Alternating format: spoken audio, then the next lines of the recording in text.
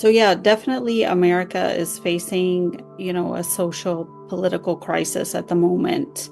I mean, even if you like just isolate it to the two presidential candidates that we have right now, one, is a pretty senile old man who has a very hard time putting, coherent sentences together, and then the other one is a felon, who is more known for, the January 6th insurrection, so inciting hate and violence. However, both of them do, they are both firmly committed to supporting the Zionist occupation of Palestine. And subhanAllah, these are the same two candidates, from 4 years ago.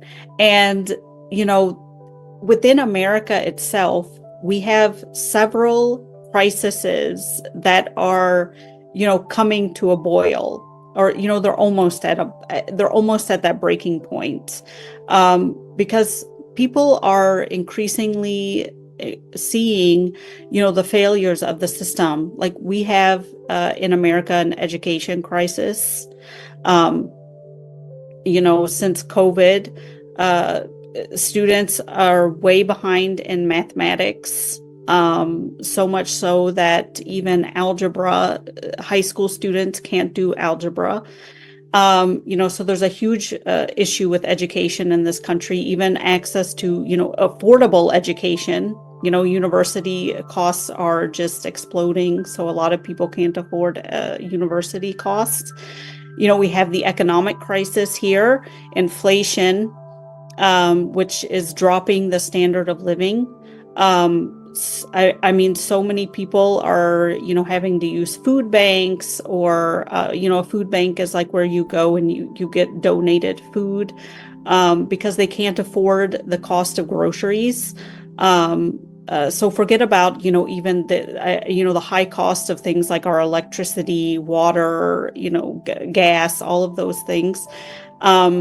There's a social crisis, in America, the high crime, which we've been talking about, gun violence, the breakdown of the family unit, is here, and it's getting worse and worse. The LGBTQ agenda, is also, part of this problem of breaking down the family unit.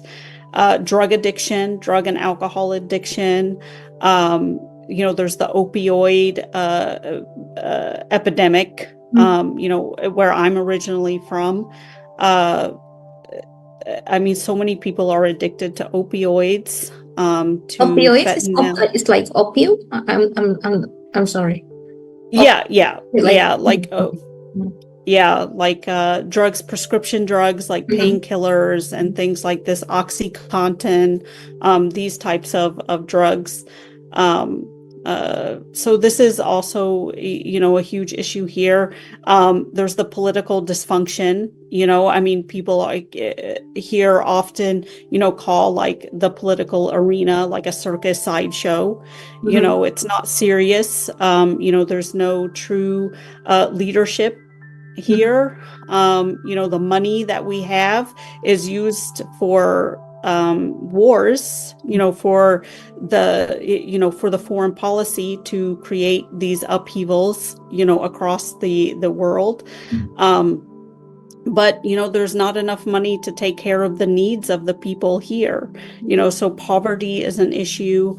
I know one thing that surprises people, who are from outside America, is that there are still places that don't have access to running water.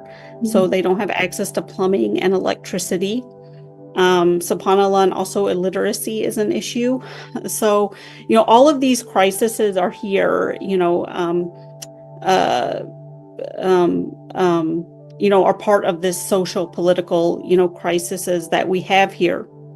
Now, in terms of, the Muslim world and what all of these, what impact we have on the Muslim countries, including Palestine and Indonesia, and what has,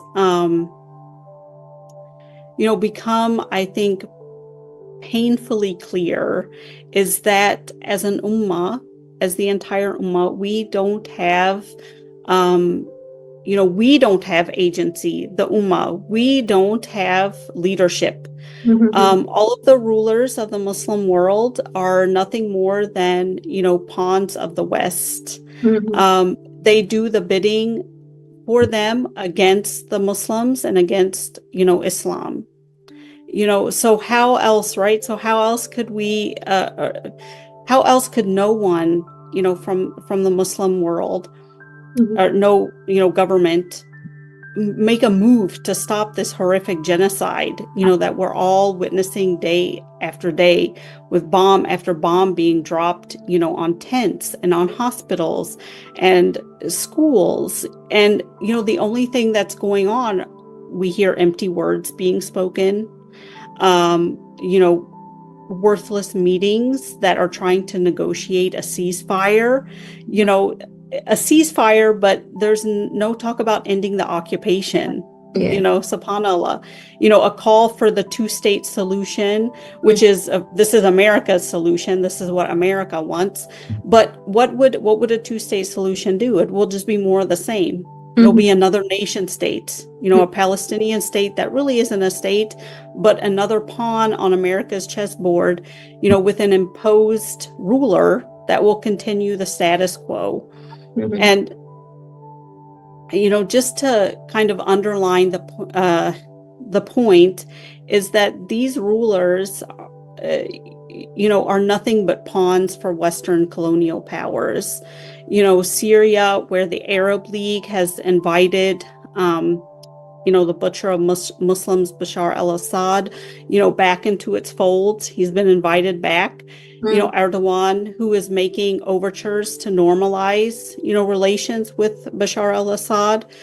Sudan, where we have the military elites clashing amongst each other, which has resulted in, killing and rape and famine and displacement between Muslims, the increasing clashes between Pakistan and Afghanistan, while the Pakistani army, turns a blind eye to the Indian occupation of Kashmir, subhanallah.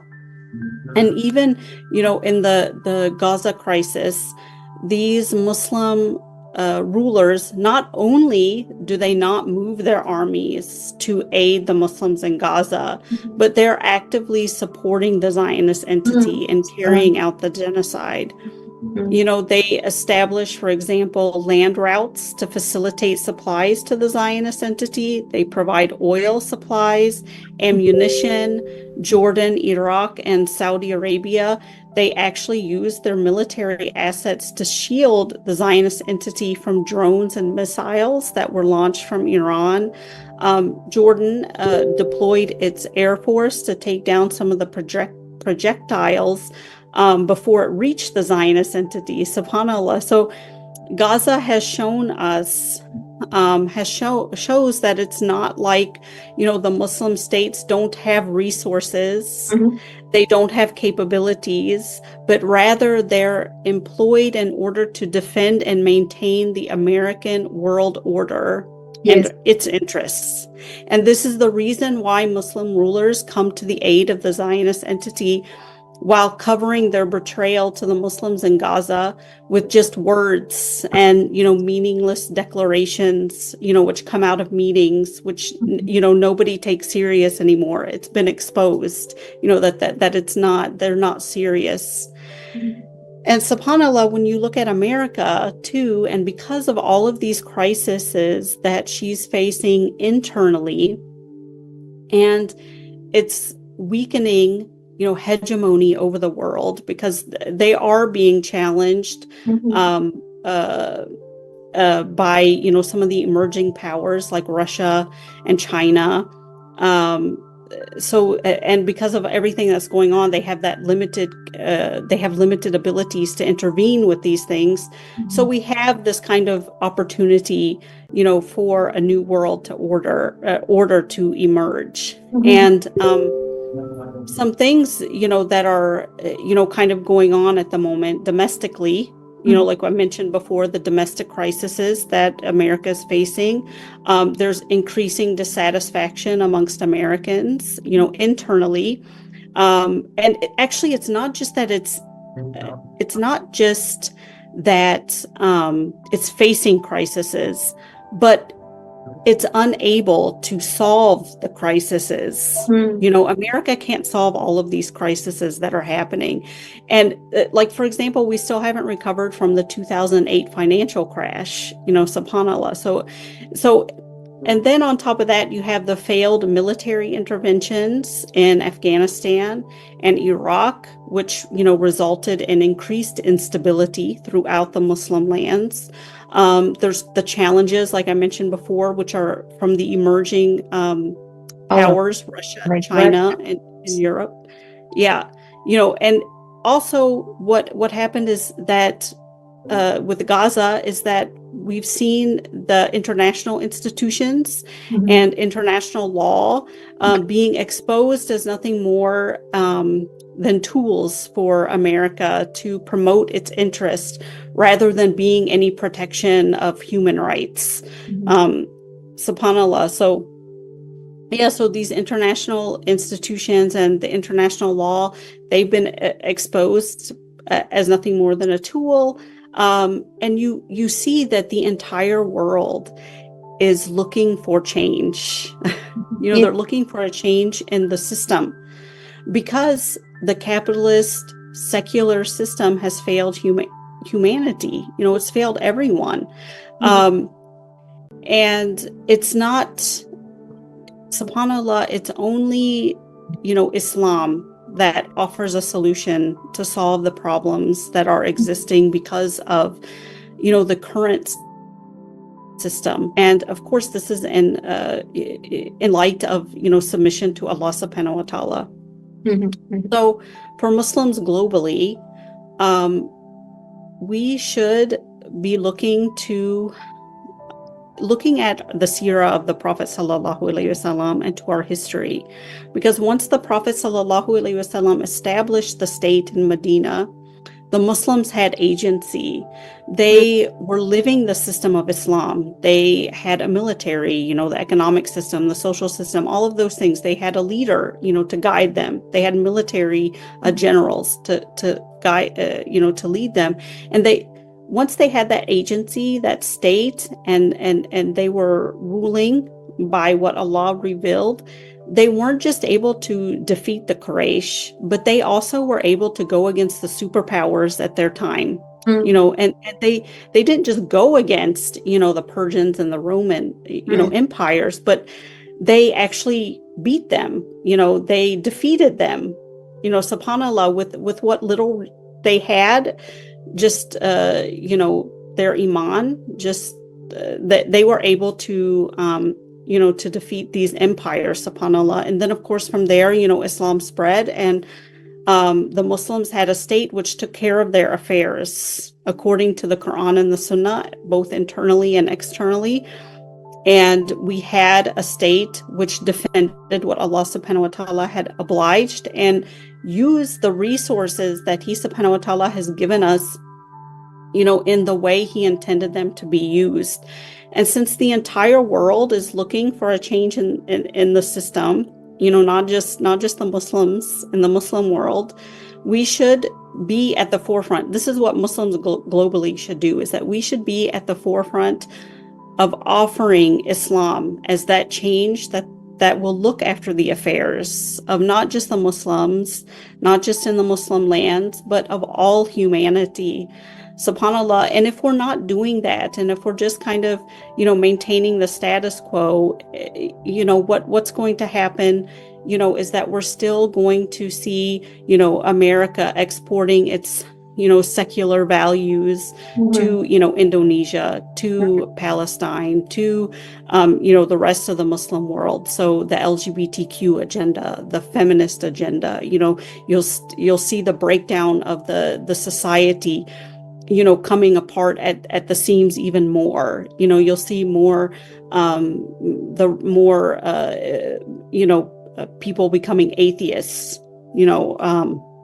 So if we don't start doing this, what will happen to the Muslim, to the Muslim lands is that, we're still going to have these secular values being exported there. And sorry, I lost my train of thought, but and that we will still continue to see, our resources being, used against us. We'll still be occupied, by the West, by America. We'll still be in the same situation, only worse. It will get worse if we do not, if we Take, don't find a yeah, stand. take this opportunity, yes, sister. Yeah, this is Right. really, I think this is a good moment